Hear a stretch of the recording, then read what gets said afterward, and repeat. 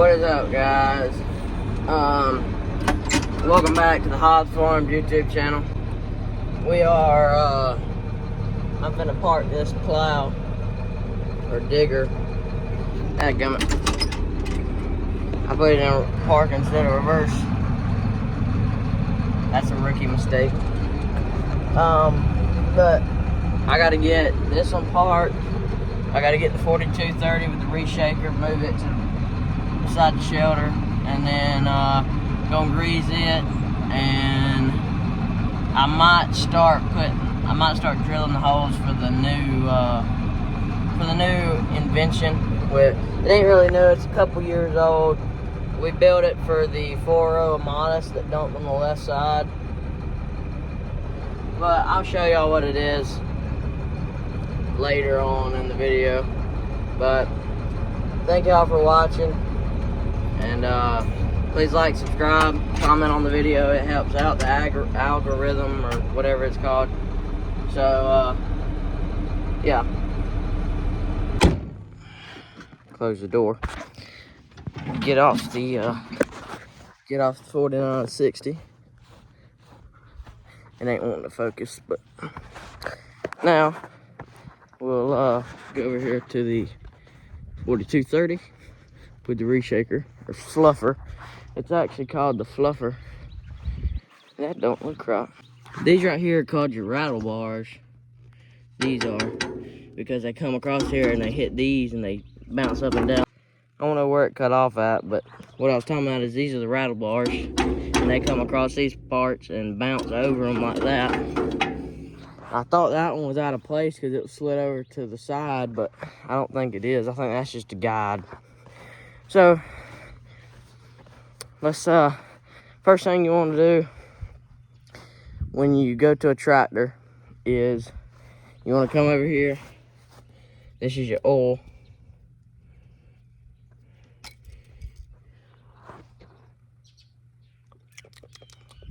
It's good.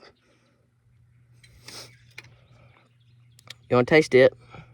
Make sure it's good. You don't have to check your hydraulic oil every time you come to a tractor. We don't every time. But if you want to make sure your tractor's in good shape, you want to make sure you check it pretty regular. That's where Granddaddy's going to now. We're gonna need to put some in this one too. It did taste alright, but we're gonna have to put some hydraulic oil in this one too. So both of them needs hydraulic oil. That one's a little higher than the 49 is, but then one of the most important things of a tractor is your water. You want to make sure you make sure you got water. Climb up on the tractor here, and normally on a Soundguard tractor, this is the 4230, the 30 series, you're gonna have your fuel cap, your water cap. Your water cap's gonna be in between the breather and the exhaust pipe. But anyways, you can see some water in there. I don't know if y'all can, but I can. So it's got water. That's the most important part. Then you open the door as always, climb in it. This is the one during no, not peanut season, cotton picking season that I cleaned the cab out. So we'll hit the key and I'm gonna get y'all sort of a hot start, because it's currently 70 outside, mostly cloudy is what my watch says. Yep, so let's get going.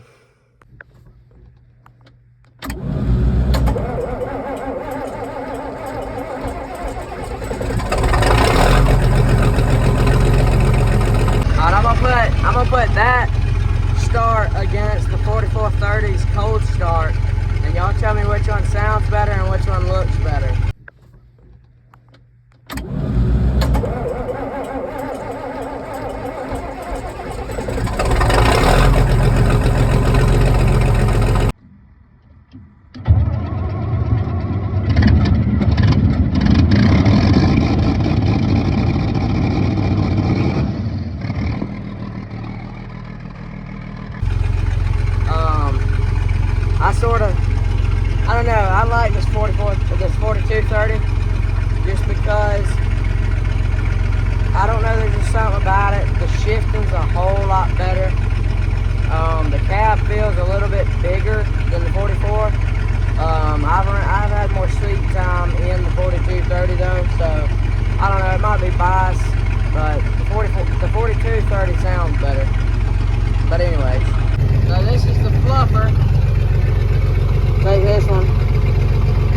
the back.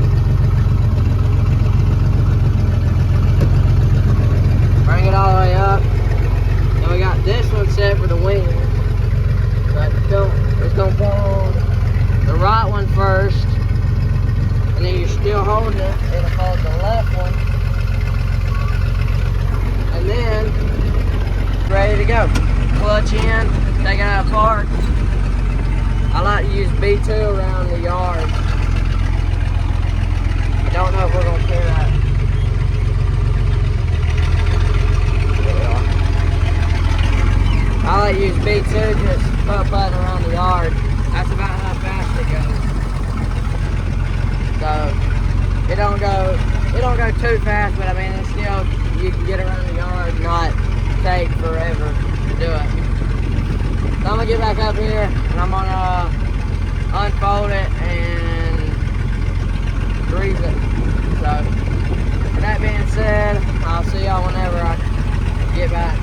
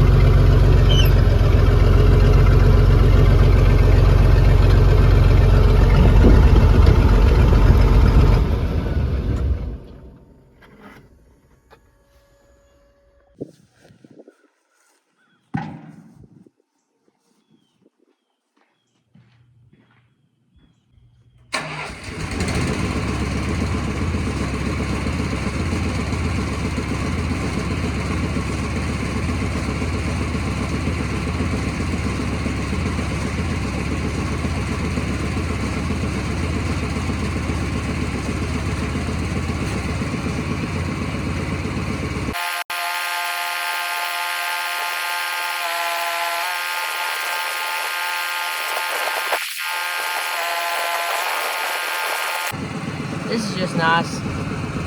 Can't get the PTO shaft off the PTO. Might have to call in some reinforcements.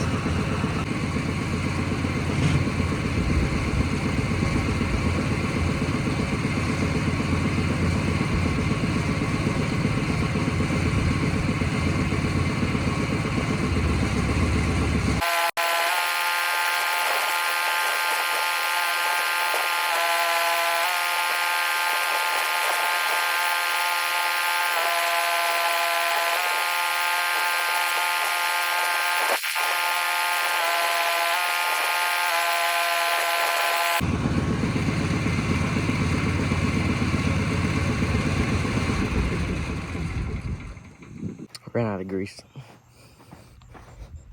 Hit one zert. So, done got grease all over my hands. Let's wash them. So,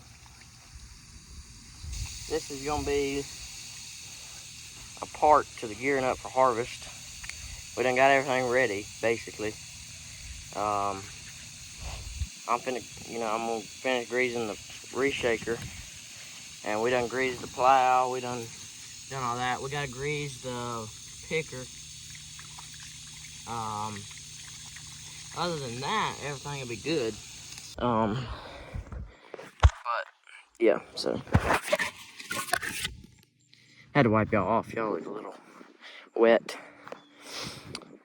Alright, so let's see if he's got some grease. If he don't, then I might have to call him and get him to bring some back. I hopes.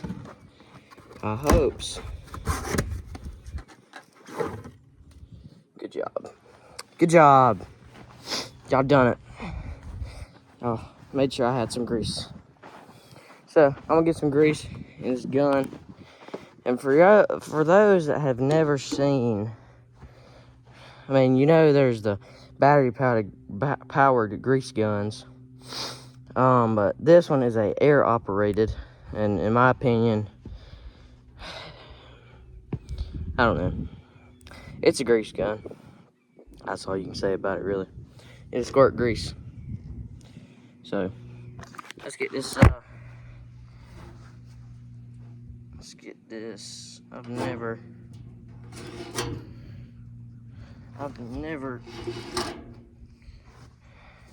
put grease in this thing before, but I know how to. You pull that out, you gotta hit that tab.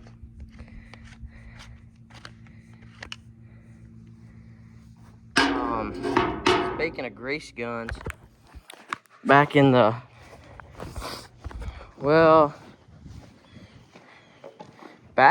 probably, it was the regular grease guns where you would do like that with it.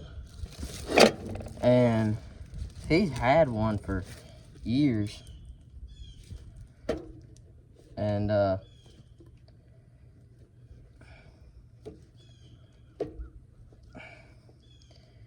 don't know how you do it now.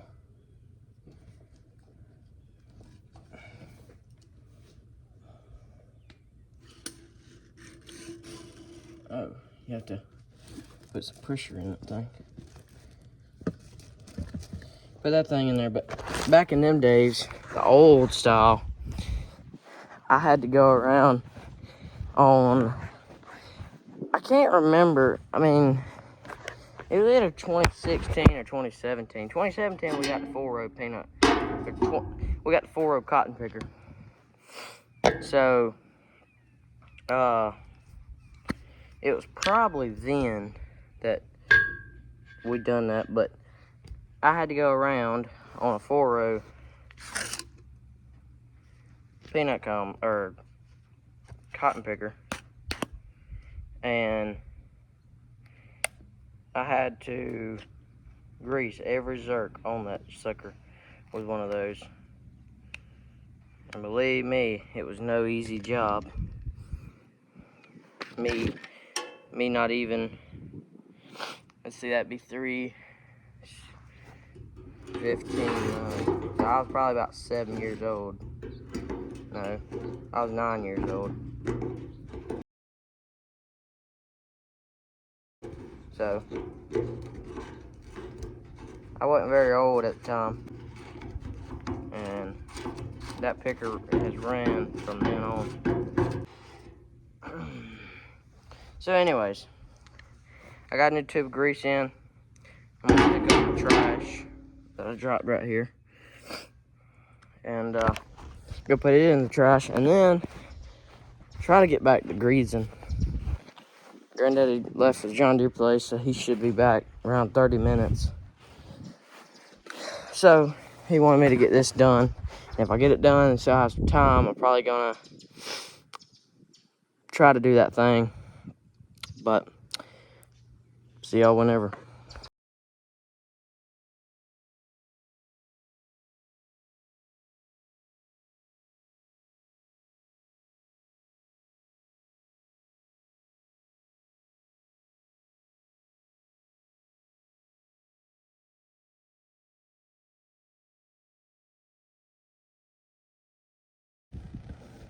Alright, we got that thing greased. There's about 3 to 4 grease zerks on it. I got all 4 of them. So I'm gonna put tools up. I wish I had some soapstone. I'd mark where I need them holes drilled. But I'll show you what I'm wanting to do, and then I'm gonna get up there and get it set, and probably need to leave this out, and I need to get me a center punch. I can punch where I want the holes at. Will be good. So I'll get back with y'all when I'm doing that. You might ask yourself, what is he talking about? Well, back a few years when we bought the 4-row Amadas, which was probably 22. I reckon we bought it and used it 20. I think. Because 20 we had it with the 44.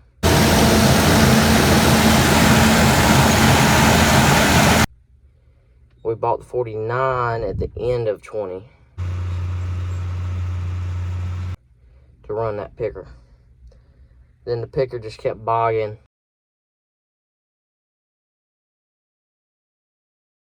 Because we turn our peanut dirt 20, 25 inches deep. So, that 4-row was heavy with them little tires on it. Then we bought the 6-row in 22.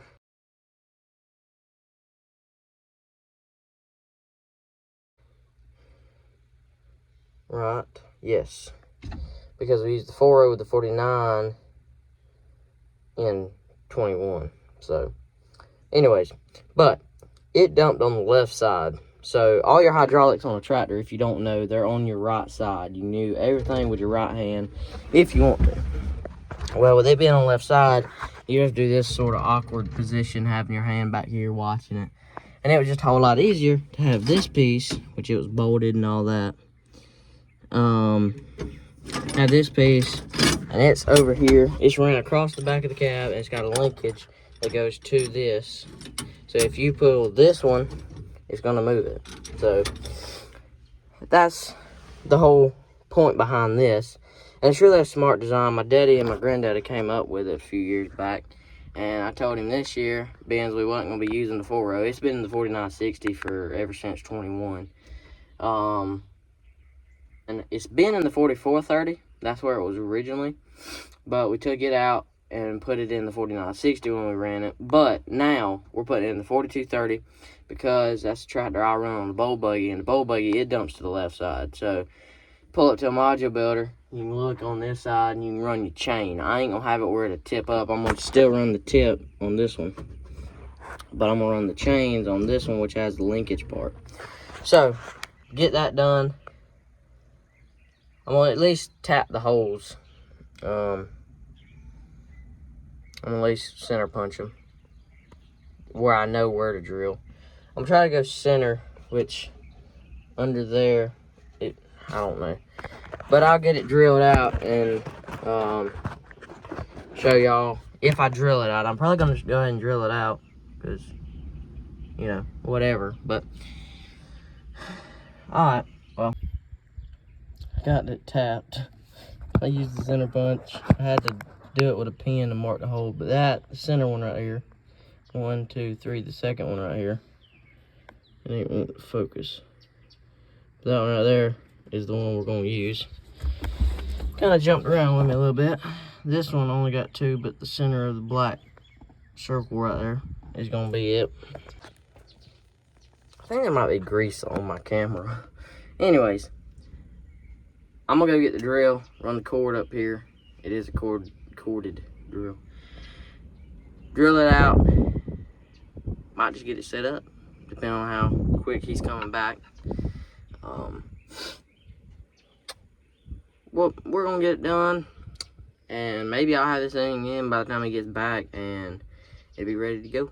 I'm gonna get up there and I'm gonna see what bit I need, and I'm put it in the drill, and I'm gonna run the cord up here, crank up the air compressor, come up there and do it. I wish I'd brought the shop back. It would have been a nice day to do that because he's gone. I ain't got hardly anything else to do, so it's been a nice day to do that. He's told me I needed to because he asked me would I do it, and I said I like doing that stuff because I just like really restoring. And I know this ain't restoring, but 30 years, 40 years, however many years of just trash built up. And this tractor last cotton season didn't have no trash in it. Which I've gotten to where every time I go into a tractor, if I have trash, I take it out with me. So, yeah, the sun's getting pretty bright. So, put on those sunglasses and climb up in here and see what bit I need. I might not be drilling. I can't find the chuck to tighten down the drill bit. It's not where it normally is, but he might have done moved it and ain't told me where it was. I wonder if he's got a brush or a broom somewhere, a little handle broom, and I can work on cleaning that tractor back out. I think while I'm waiting on him to get back, take the lawnmower out there, mow where we had the 4960 sitting in front of the picker, and where we had the 4230 sitting somewhere in there. I really should move the 4960 and mow right there because that's where the 4230 was sitting with the sprayer before I took it off. But it's in the way. I don't know if I need to move it or not. I could move it around there, mow that, and either put it back or put 4230 right there. I don't know. But y'all see the 9960 back there, 4-row cotton picker. I was working on it the other day. But I'm gonna go out there and mow at least where the 4960 was sitting. So I'll get back. Nothing's going right. I'm just convinced that today is my Monday and it's a Saturday. So gotta get on the mower, hit the key. Brrr. So it's dead. Just great. Just flipping great. Alright. Get this cord, run over to the battery charger. And I was hoping to mow, but if I can't mow, I ain't gonna be able to do nothing because I can't find a drill chuck. So it's gonna be, can't do nothing with that. Can't mow. Just great.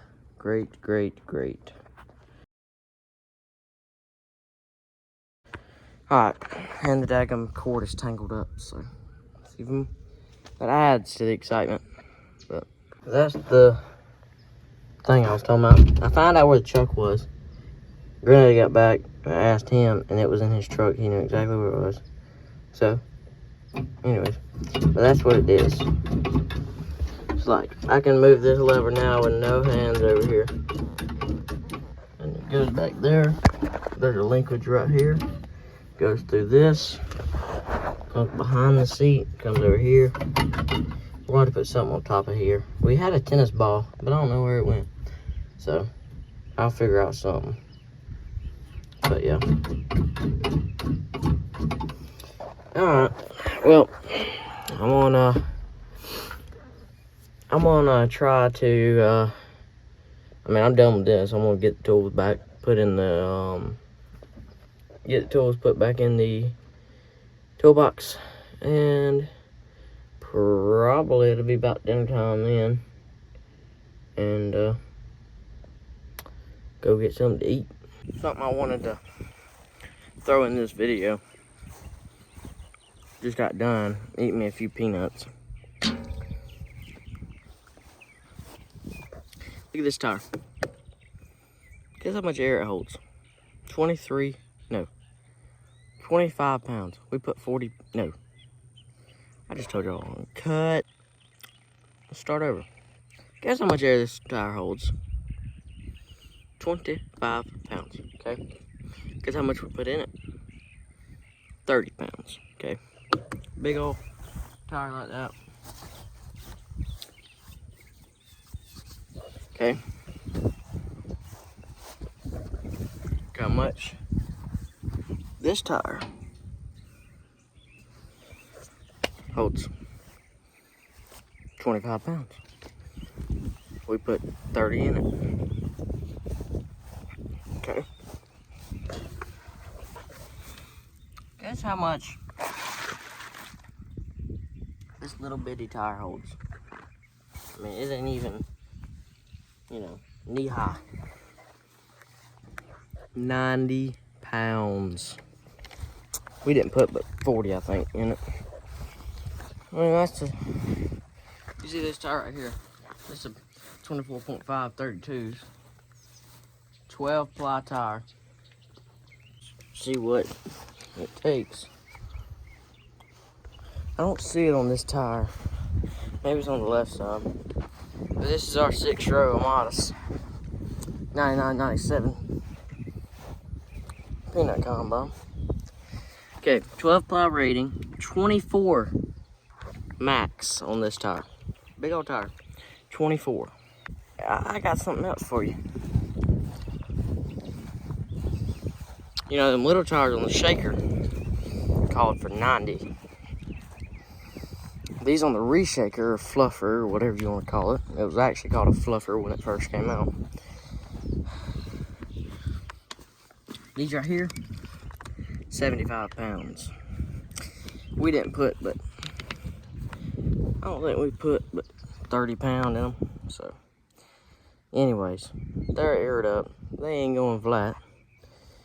And yeah, we gotta put hydraulic oil in both these, the 42 and the 49. The 44 might need some, but alright, well, I'll talk at y'all later. Finish doing what we're gonna do. We're wanting to grease that thing right there, picker, and then we're wanting to get back on that one, having to check grease lines, and I'll walk out here and show y'all what grease lines I'm talking about. But this is a 9960 cotton picker, John Deere. Now a cotton picker works. You got the cotton. Hold up, let me switch all around. The cotton goes in just like this. It goes in there. All right.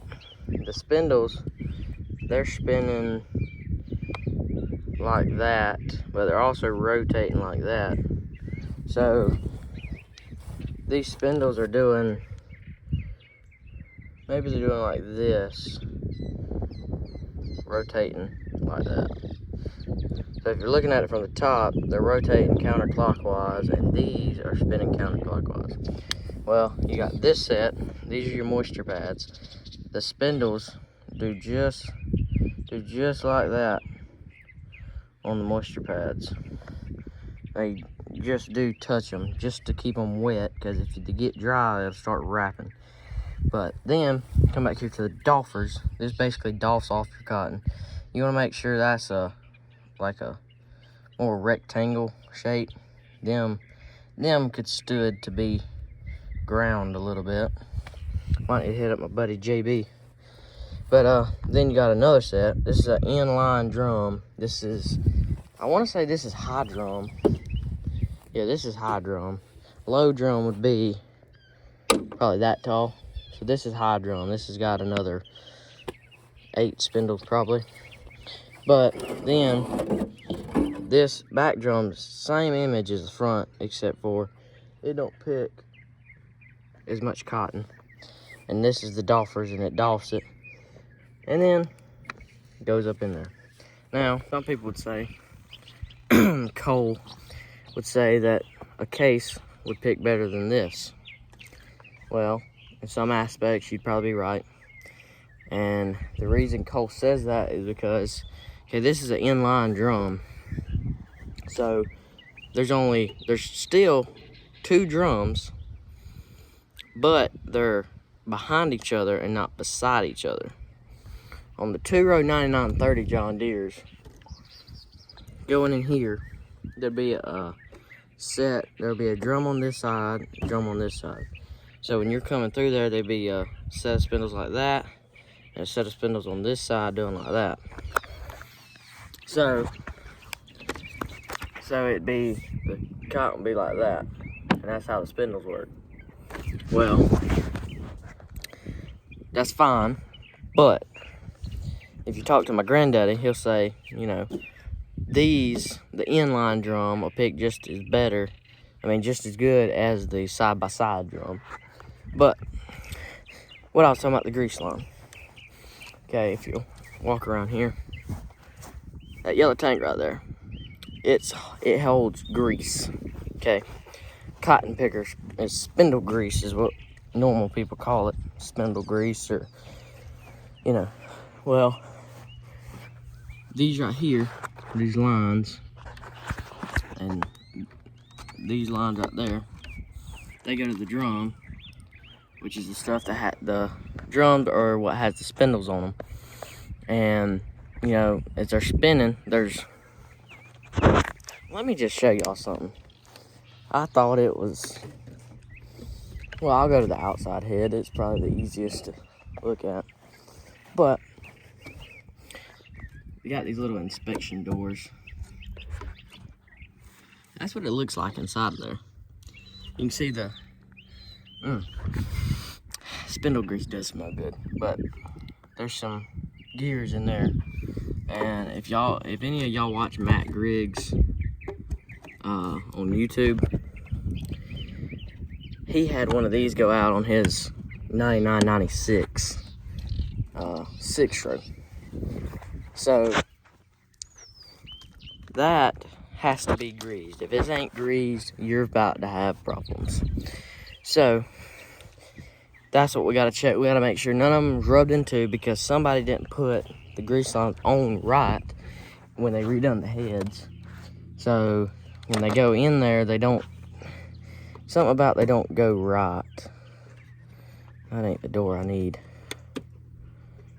But something about they don't go right on the heads or something.